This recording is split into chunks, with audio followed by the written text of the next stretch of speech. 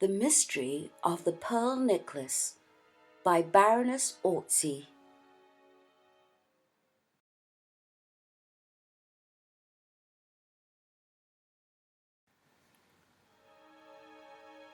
The old man in the corner had a very curious theory about that mysterious affair of the pearl necklace, and though it all occurred a few years ago, I am tempted to put his deductions down on record, because as far as I know, neither the police of this or any other country, nor the public, have ever found a satisfactory solution for what was undoubtedly a strange and mystifying adventure.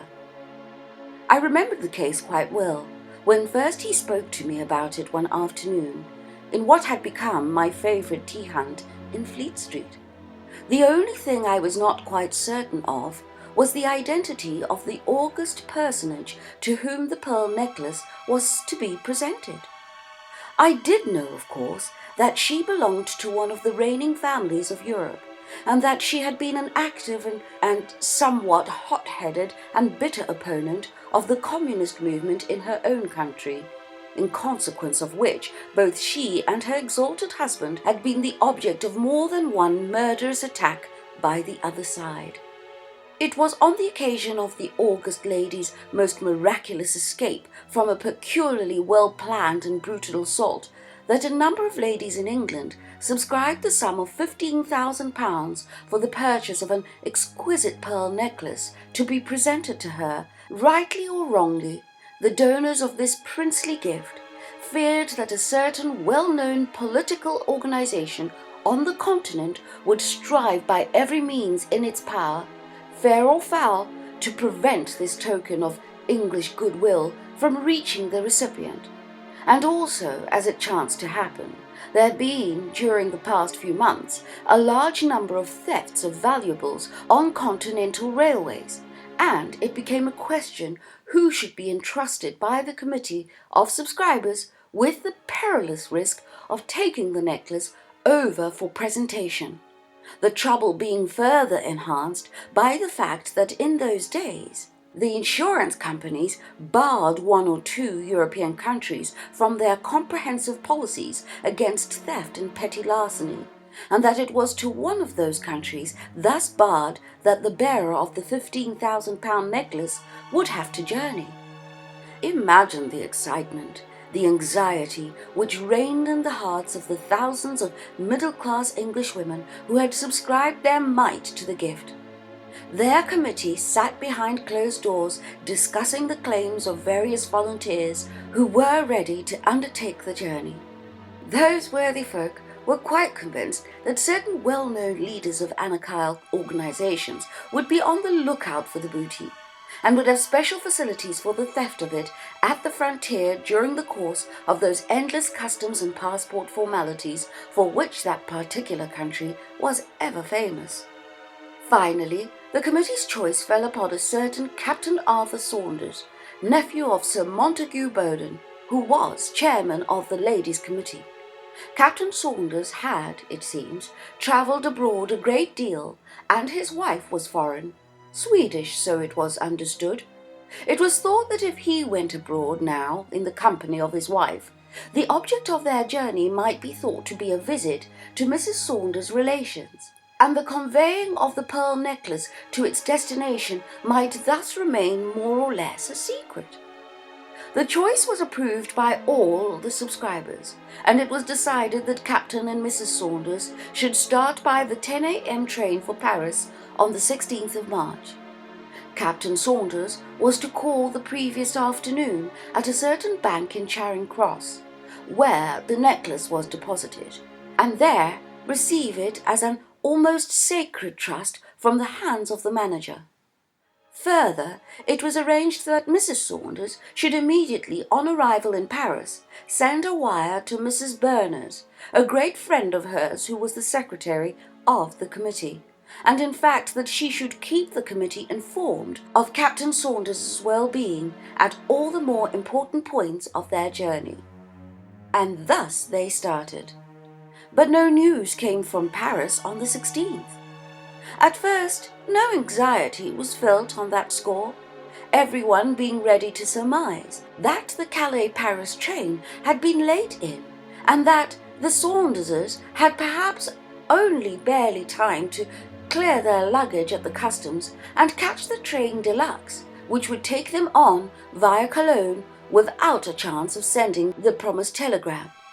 But soon after midday of the 17th, Sir Montague Bowden had a wire from Mrs. Saunders from Paris saying, "Arthur disappeared since last night. Desperately anxious. Please come at once. Have booked room for you here. Mary Hotel Majestic." The news was terrifying.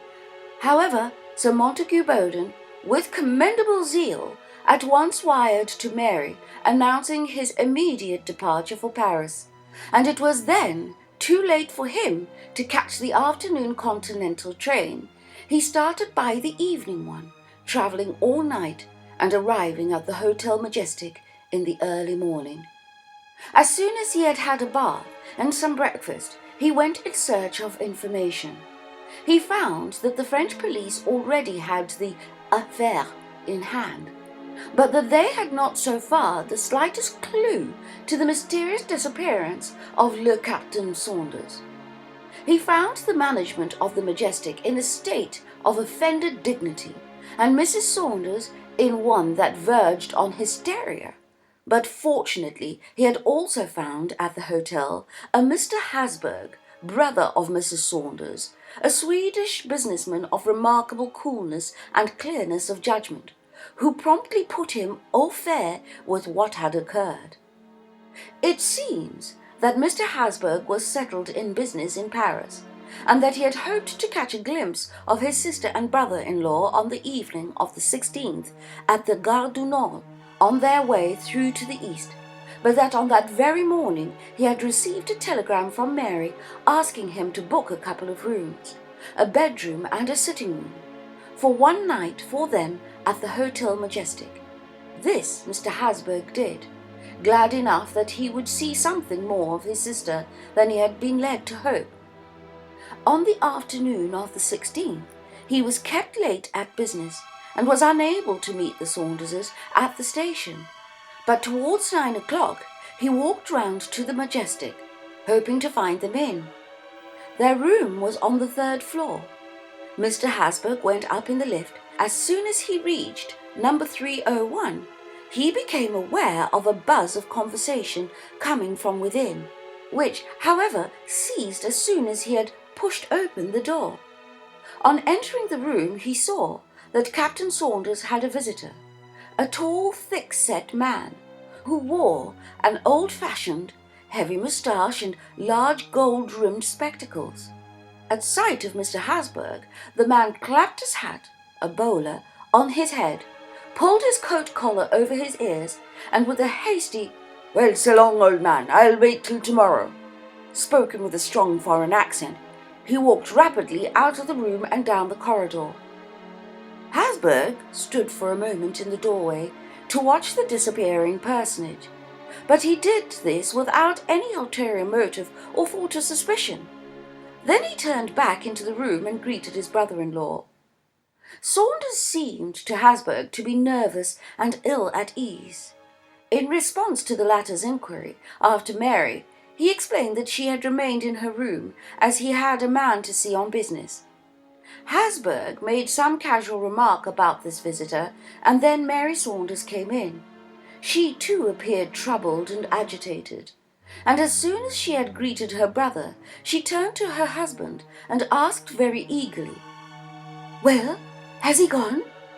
Saunders, giving a significant glance in Hasberg's direction, replied with an obvious effort at indifference, Yes, he's gone, but he said he would be back tomorrow." At which Mary seemed to give a sigh of relief. Scenting some uncomfortable mystery, Hasberg questioned her and also Saunders about their visitor, but could not elicit any satisfactory explanation. "Oh, there is nothing mysterious about old Pasqueur," was all that either of them would say. "He is an old pal of Arthur's," Mary added lightly, "but he is such an awful bore that I got Arthur to say that I was out. so that he might get rid of him more quickly. Somehow, Hasburg felt that these explanations were very lame. He could not get it out of his head that there was something mysterious about the visitor, and knowing the purpose of the Saunderses' journey, he thought it as well to give them a very serious word of warning about continental hotels generally, and to suggest that they should, after this stay in Paris, go straight through in the train de luxe and never halt again until the £15,000 necklace was safely in the hands of the august lady for whom it was intended. But both Arthur and Mary laughed at these words of warning. "My dear fellow," Arthur said, seeming rather in a huff, "we are not such mugs as you think. Mary and I have travelled on the continent at least as much as you have, and are fully alive to the dangers attendant upon our mission.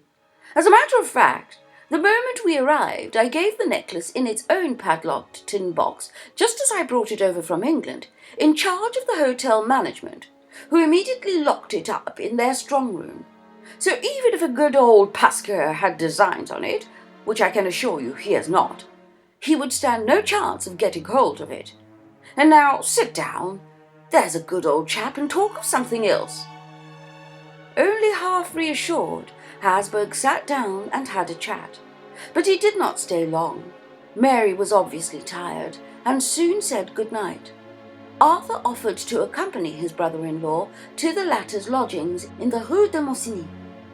"I would like a walk," he said, "before going to bed." So the two men walked out together, and Hasburg finally said good night to Arthur just outside his own lodgings. It was then close upon 10 o'clock. The little party had agreed to spend the next day together, as the train de luxe did not go until evening, and Hasburg had promised to take a holiday from business. Before going to bed, he attended to some great urgent correspondence and had just finished a letter when his telephone bell rang. To his horror, he heard his sister's voice speaking. "Don't keep Arthur up so late, Herman," she said. "I am dog-tired and I can't go to sleep until he returns." "Arthur?" he replied. "But Arthur left me at my door 2 hours ago." "He has not returned," she insisted, "and I am getting anxious." "Of course you are, but he can't be long now. He must have turned into a cafe and forgot the time. Do ring me up as soon as he comes in." Unable to rest, however, and once more vaguely anxious, Hasburg went hastily back to the Majestic. He found Mary nearly distracted with anxiety, and he himself felt anything but reassured. He did not know how to comfort her. At one time he went down into the hall to ascertain whether anything was known on the hotel about Saunders's movements earlier in the evening. But at this hour of the night there were only the night porter and the watchman about, and they knew nothing of what had occurred before they came on duty. There was nothing for it but to await the morning as calmly as possible. This was difficult enough, as Mary Saunders was evidently in a terrible state of agitation. She was quite certain that something tragic had happened to her husband, but Hasburg tried in vain to get her to speak of the mysterious visitor who had from the first aroused his own suspicions. Mary persisted in asserting that the visitor was just an old pal of Arthur's, and that no suspicion of any kind could possibly rest upon him. In the early morning, Hasburg went off to the nearest commissariat of the police. They took the matter in hand without delay, and within the hour had obtained some valuable information from the personnel of the hotel. To begin with, it was established that about 10 minutes past 10 of the previous evening, that is to say, a quarter of an hour or so after Hasburg had departed from Arthur Saunders outside his own lodgings, the latter had returned to the Majestic, and at once asked for the tin box which he had deposited in the bureau. There was some difficulty in acceding to his request, because the clerk who was in charge of the keys of the strong room could not at once be found. However, Monsieur le Captain was so insistent that search was made for the clerk, who presently appeared with the keys, and after the usual formalities handed over the tin box to Saunders, who signed a receipt for it in the book. Hasburg had since then identified the signature, which was quite clear and incontestable. Saunders then went upstairs, refusing to take the lift, and 5 minutes later he came down again, nodded to the hall porter, and went out of the hotel. No one had seen him since, but during the course of the morning, the valet on the 4th floor had found an empty tin box in the gentleman's cloakroom, and to her unutterable horror, Mary Saunders recognized it as the one which had held the pearl necklace. The whole of this evidence, as it gradually came to light, was a staggering blow both to Mary and to Hasburg himself, because until this moment neither of them had thought that the necklace was in jeopardy. They both believed that it was safely locked up in the strong room of the hotel. Hasburg now feared the worst. He blamed himself terribly for not having made more certain of the mysterious visitor's identity. He had not yet come to the point of accusing his brother-in-law in his mind of conspiracy to steal the necklace, but frankly, at this stage, he did not know what to think. Saunders's conduct had, to say the least, been thought extremely puzzling. Why had he elected to spend the night in Paris, when all arrangements had been made for him and his wife to travel straight through? Who was the mysterious visitor with the walrus moustache, vaguely referred to by both Arthur and Mary as Old Pasquier? And above all, why had Arthur withdrawn the necklace from the hotel strong room, where it was quite safe, and with it in his pocket walked out about the streets of Paris at this hour of the night? Hasburg was quite convinced that Old Pasquier knew something about the whole affair, but strangely enough, Mary persisted in asserting that he was quite harmless and an old friend of Arthur's who was beyond suspicion. When further pressed with questions, she declared that she had no idea where the man lodged, and that in fact she believed that he had left Paris the self-same evening en route for Brussels, where he was settled in business. Enquiry amongst the personnel of the hotel revealed the fact that Captain Saunders's visitor had been seen by the hall porter when he came soon after 8:30, and asked whether Le Captain Saunders had finished dinner.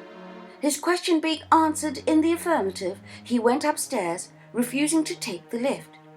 Half an hour or so later, he was seen by one of the waiters in the lounge hurriedly crossing the hall, and finally by the two boys in attendance at the swing doors when he went out of the hotel. All agreed that the man was very tall and thick-set, that he wore a heavy moustache and a pair of gold-rimmed spectacles. He had on a bowler hat and an overcoat with the collar pulled right up to his ears. The hall porter, who himself spoke English fairly well, was under the impression that the man was not English, although he made his inquiries in that language. In addition to all these investigations, the Commissariat de Police, on his second visit to the hotel, was able to assure Hasburg that all the commissariats in and around Paris had been communicated with by telephone, so as to ascertain whether any man answering to Saunders's description had been injured during the night in a street accident and taken in somewhere for shelter. Also, that a description of the necklace had already been sent round to all the mont-de-piété throughout the country. The police were also sharply on the lookout for the man with the walrus moustache, but so far without success. And Mary Saunders obstinately persisted in her denial of any knowledge about him. Arthur, she said, sometimes saw Old Pasquier in London, but she did not know anything about him, neither what his nationality was, nor where he lodged. She did not know when he had left London, nor where he could be found in Paris. All that she knew, so she said, was that his name was Pasquier, and that he was in business in Brussels. She therefore concluded that he was Belgian. Even to her own brother she would not say any more. although he succeeded in making her understand how strange her attitude must appear both to the police and to her friends, and what harm she was doing to her husband. But at this she burst into floods of tears and swore that she knew nothing about Pasquier's whereabouts, and that she believed him to be innocent of any attempt to steal the necklace or to injure Arthur. There was nothing more to be said for the present, and Hasburg sent the telegram in his sister's name to Sir Montague Bowden because he felt that someone less busy than himself should look after the affair and be a comfort to Mary, whose mental condition appeared pitiable in the extreme. In his first interview, he was able to assure Sir Montague that everything had been done to trace the whereabouts of Arthur Saunders, and also of the necklace of which the unfortunate man had been the custodian. And it was actually while the two men were talking the whole case over that Hasburg received an intimation from the police that they believed the missing man had been found. At any rate, would Monsieur give himself the trouble to come round to the commissariat at once? This, of course, Hasburg did, accompanied by Sir Montague, and at the commissariat, to their horror, they found the unfortunate Saunders in a terrible condition. Briefly, the commissaire explained to them that about 10:15 last night, an agent de police making his rounds saw a man crouching in the angle of a narrow blind alley that leads out of the Rue de Monsigny. On being shaken up by the agent, the man struggled to his feet, but he appeared quite dazed and unable to reply any questions that were put to him. He was then conveyed to the nearest commissariat, where he spent the night. He was obviously suffering from loss of memory, and could give no account of himself, nor were any papers of identification found upon him, not even a visiting card. But close behind him, on the pavement, where he was crouching, the agent had picked up a handkerchief which was saturated with chloroform. The handkerchief bore the initials A.S. The man, of course, was Arthur Saunders. What had happened to him? It was impossible to ascertain. He certainly did not appear to be physically hurt, although from time to time, when Mr. Hasburg or Sir Montague tried to question him, he passed his hand across the back of his head, and an expression of pathetic puzzlement came into his eyes. His two friends, after the usual formalities of identification, were allowed to take him back to the Hotel Majestic, where he was restored to the arms of his anxious wife. The English doctor, hastily summoned, could not find any trace of injury about the body. Only the head appeared rather tender where touched. The doctor's theory was that Saunders had probably been sandbagged first, then rendered more completely insensible by means of the chloroformed handkerchief, and that excitement, anxiety, and the blow on the head had caused temporary loss of memory, which quietude and good nursing would soon put right. In the meanwhile, of the £15,000 necklace, there was not the slightest trace. Unfortunately, the disappearance of so valuable a piece of jewellery was one of those cases that could not be kept from public knowledge. The matter was, of course, in the hands of the French police, and they had put themselves in communication with their English confrères, and the consternation, not to say the indignation, amongst the good ladies who had subscribed the money for the gift to the august lady was unbounded. Everybody was blaming everybody else. The choice of Captain Saunders as the accredited messenger was now severely criticised. Pointed questions were asked as to his antecedents and to his wife's foreign relations, and it was soon found that very little was known about either. Of course, everybody knew that he was Sir Montague Bowden's nephew, and that, thanks to his uncle's influence, he had obtained a remunerative and rather important post in the office of one of the big insurance companies. But what his career had been before, that no one knew. Soon people said that he had fought in South Africa, and later on been correspondent for one of the great dailies during the Russo-Japanese War. Altogether, there seemed no doubt that he had been something of a rolling stone. Rather tardily, the committee was taken severely to task for having entrusted so important a mission to a man who was either a coward or a thief, or both. For at first no one doubted that Saunders had met a confederate in Paris and had handed over the necklace to him, whilst he himself enacted a farce of being waylaid, chloroformed and robbed, and subsequently of losing his memory.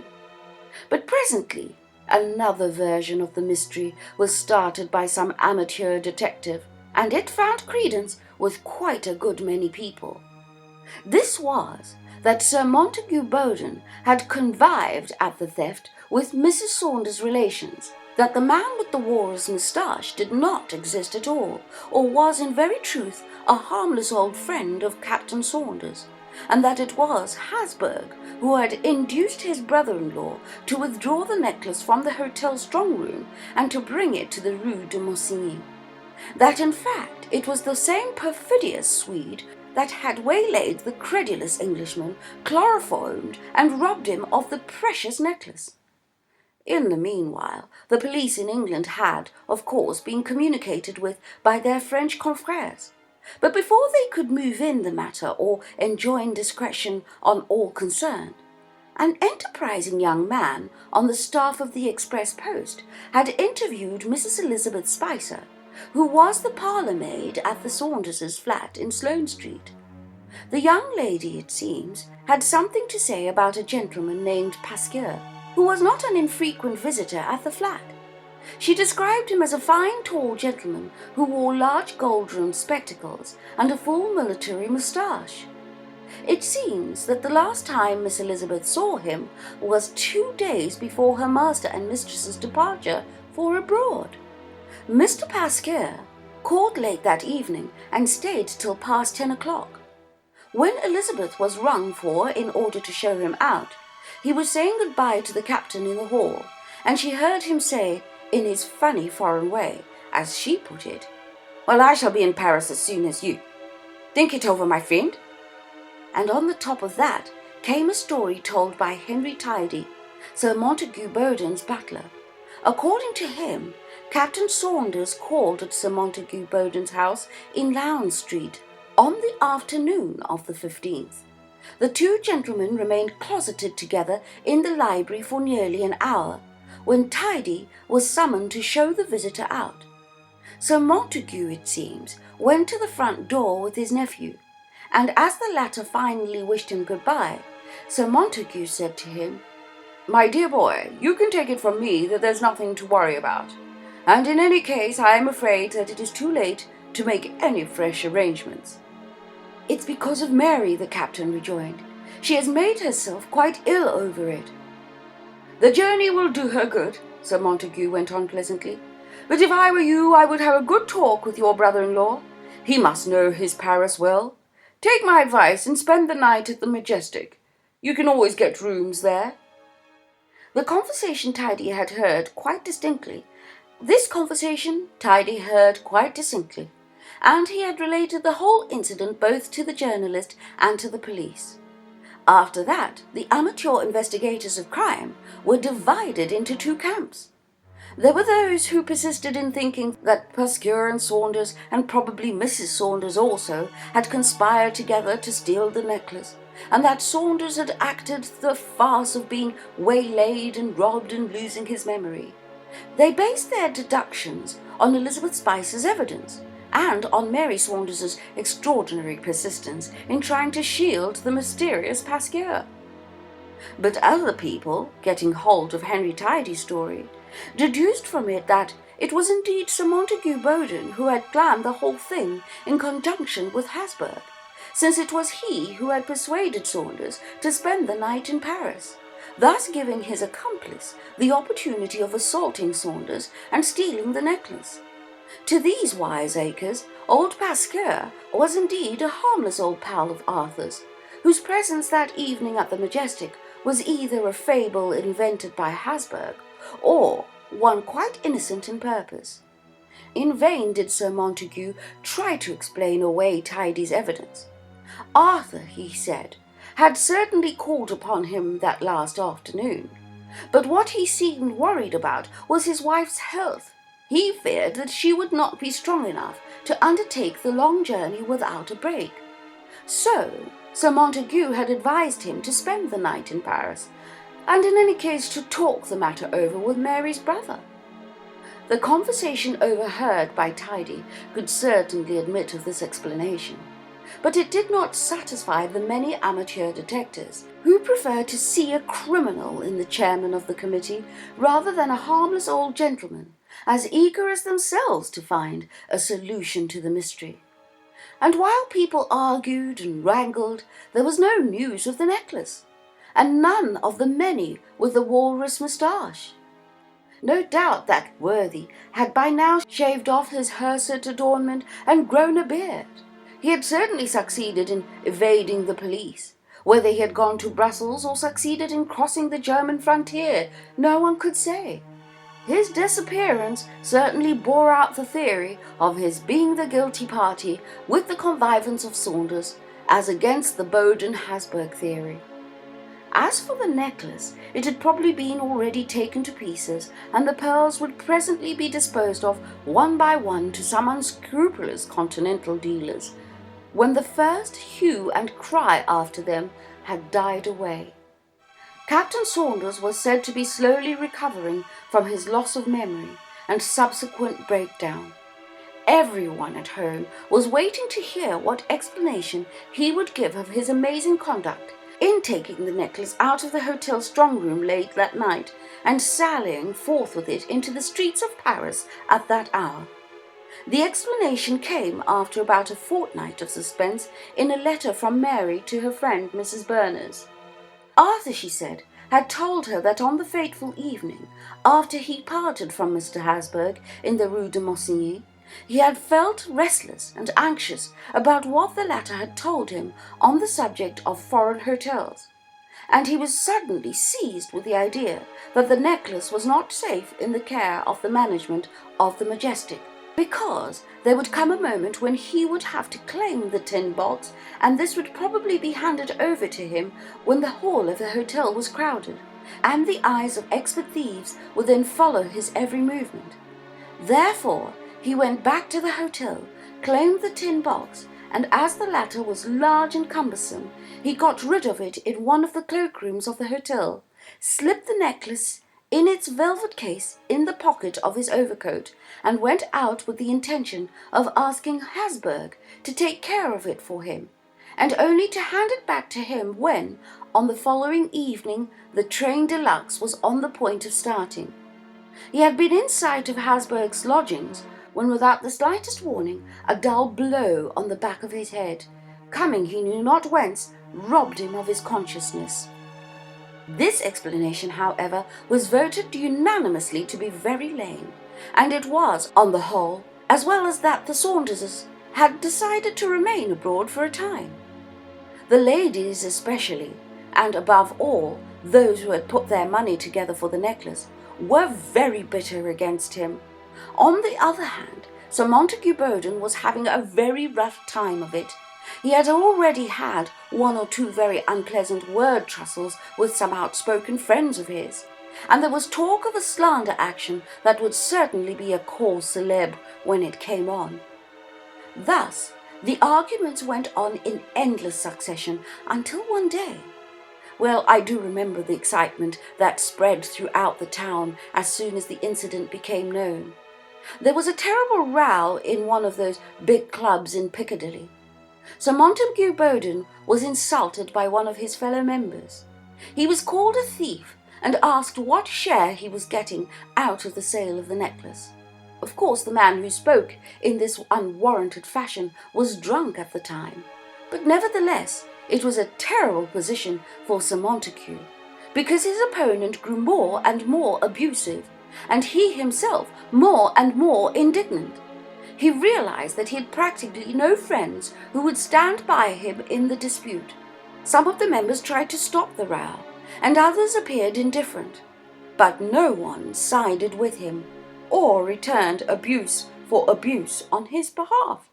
In the very midst of this unedifying scene, one perhaps unparalleled in the annals of London club life, that a club servant entered the room and handed a telegram to Sir Montague Bowden. Even the most sceptical there, and those whose brains were almost fuddled with the wrangling and the noise, declared afterwards that a mysterious providence had ordained that the telegram should arrive at that precise moment. It had been sent to Sir Montague's private house in Lowndes Street. His secretary had opened it and sent it on to the club. As soon as Sir Montague had mastered its contents, he communicated them to the members of the club, and it seems that there had never been such excitement displayed in any assembly of sober Englishmen as was shown in that club on this momentous occasion. The telegram had come all the way from the other end of Europe, and had been sent by the august lady, in whose hands the priceless necklace, about which there was so much pother in England and France, had just been safely placed. It ran thus: "Deeply touched by exquisite present just received through kind offices of Captain Saunders from English ladies. Kind thoughts and beautiful necklace equally precious. Kindly convey my grateful thanks to all subscribers." Having read out the telegram, Sir Montague Bowden demanded an apology from those who had impugned his honour, and I understand that he got an unqualified one. After that, male tongues were let loose. The wildest conjectures flew about as to the probable solution of what appeared a more curious mystery than ever. By evening the papers had got hold of the incident, and all of those who were interested in the affair shook their heads and looked portentously wise. But the hero of the hour was certainly Captain Saunders. From having been voted either a knave or a fool, or both, he was declared all at once to be possessed of all the qualities which had made England great: prudence, astuteness, and tenacity. However, as a matter of fact, nobody knew what actually happened. The august lady had the necklace, and Captain Saunders was returning to England without a stain on his character. But as to how these two eminently satisfactory results had come about, not even the wise acres could say.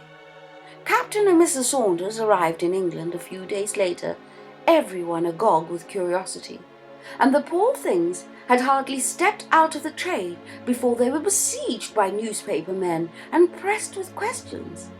The next morning the Express Post and the Daily Thunderer came out with exclusive interviews with Captain Saunders, who made no secret of the extraordinary adventure which had once more placed him in possession of the necklace.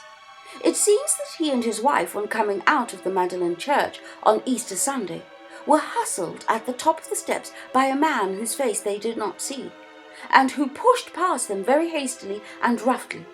Arthur Saunders at once thought of his pockets and looked to see if his note-case had not disappeared. To his boundless astonishment, his hand came in contact with a long, hard parcel in the outside pocket of his overcoat, and this parcel proved to be the velvet case containing the missing necklace. Both he and his wife were flabbergasted at this discovery, and scarcely believing in this amazing piece of good luck, they managed, with the help of Mr. Hasburg, despite its being Easter Sunday, to obtain an interview with one of the great jewellers in the Rue de la Paix, who, well knowing the history of the missing necklace, was able to assure them that they had indeed been lucky enough to regain possession of their treasure. That same evening they left by the train de luxe, having been fortunate enough to secure seats. Needless to say that the necklace was safely stowed away inside Captain Saunders's breast pocket. All was indeed well that ended so well. But the history of the disappearance and reappearance of the pearl necklace had remained a baffling mystery to this day. Neither the Saunderses nor Mr. Hasburg ever departed one iota from the circumstantial story which they had originally told, and no one ever heard another word about the man with the walrus moustache and the gold-rimmed spectacles. The French police are still after him in connection with the assault on Le Captain Saunders, but no trace of him was ever found. To some people, this was a conclusive proof of guilt. But then, having stolen the necklace, why should he have restored it? Though the pearls were very beautiful, and there were a very great number of them beautifully matched, there was nothing abnormally about them either in size or colour. There never could be any difficulty for an expert thief to dispose of the pearls to continental dealers. The same argument would of course apply to Mr. Hasburg, who some wiseacres still persisted in accusing. If he stole the necklace, why should he have restored it? Nothing could be easier than for a businessman who travelled a great deal on the continent to sell a parcel of pearls. And there always remained the unanswered questions. Why did Saunders take the pearls out of the strong room? And where was he taking them to when he was assaulted and robbed? Did the man with the walrus moustache really call at the Majestic that night? And if he was innocent, why did he disappear? Why? Why? Why? The case had very much interested me at the time, but the mystery was a 9 days' wonder as far as I was concerned, and soon far more important matters than the temporary disappearance of a few rows of pearls occupied public attention. It was really only last year, when I renewed my acquaintance with the old man in the corner, that I bethought myself once more of the mystery of the pearl necklace, and I felt a desire to hear what the spook-like creature's theory was upon the subject. "The pearl necklace?" he said with a cackle. "Ah, yes, it caused a good bit of stir in its day, but people talked such a lot of irresponsible nonsense that thinking minds had not a chance of arriving at a sensible conclusion." "No," I rejoined amiably, "but you did." "Yes, you're right there," he replied. "I knew well enough where the puzzle lay, but it was not my business to put the police on the right track. And if I had, I should have been the cause of making two innocent and clever people suffer more severely than the guilty party." "Will you condescend to explain?" I asked with an indulgent smile. "Why should I not?" he retorted, and once again his thin fingers started to work on the inevitable piece of string. "It all lies in a nutshell, and is easily understandable if we realize that old Pasquier, the man with the walrus moustache, was not the friend of the Saunderses, but their enemy." I frowned. "Their enemy? An old pal, shall we say?" he retorted, "who knew something in the past history of one or other of them that they did not wish their newest friends to know. Really, a blackmailer who, under the guise of comradeship, sat not infrequently at their fireside, watching an opportunity for extorting a heavy price for his silence and his goodwill. Thus he could worm himself into their confidence. He knew their private life. He heard about the necklace and decided that here was the long-sought-for opportunity at last. Think it all over and you will see how well the pieces of that jigsaw puzzle fit together and make a perfect picture. Pasquier calls on the Saunderses a day or two before their departure and springs his infamous proposal upon them. For the time being, Arthur succeeds in giving him the slip. His journey is not yet. The necklace is not yet in his possession. But he knows the true quality of the blackmailer now, and he is on the alert. He begins by going to Sir Montague Bowden and begging him to entrust the mission to somebody else. Judging by the butler's evidence, he even makes a clean breast of his troubles to Sir Montague, who, however, makes light of them and advises consultation with Mr. Hasburg, who perhaps would undertake the journey. In any case, it is too late to make fresh arrangements at this hour. Very reluctantly now, and hoping for the best, the Saunderses make a start. But the blackmailer, too, is on the alert. He has succeeded in spying upon them and in tracing them to the Majestic in Paris. The situation now has become terribly serious, for the blackmailer has thrown off the mask and demands the necklace under threats which apparently the Saunderses did not dare defy. But they are both clever and resourceful, and as soon as Hasburg's arrival rids them temporarily, their tormentor, they put their heads together and invent a plot which was destined to free them forever from the threats of Pasquier, and at the same time would enable them to honor the trust which had been placed in them by the committee. In any case, they had until the morrow to make up their minds. Remember the words which Mr. Hasburg overheard on the part of Pasquier? "So long, old man, I'll wait till tomorrow." Anyway, Pasquier must have gone off that evening confident that he had Captain Saunders entirely in his power, and that the wretched man would on the morrow hand over the necklace without demur. Whether Arthur Saunders confided in Hasburg or not is doubtful. Personally, I think not. I believe that he and Mary did the whole thing between them. Arthur, having parted from his brother-in-law, went back to the hotel, took the necklace out of the strong-room, and left it in Mary's charge. He threw the tin box away, there where it would surely be found again.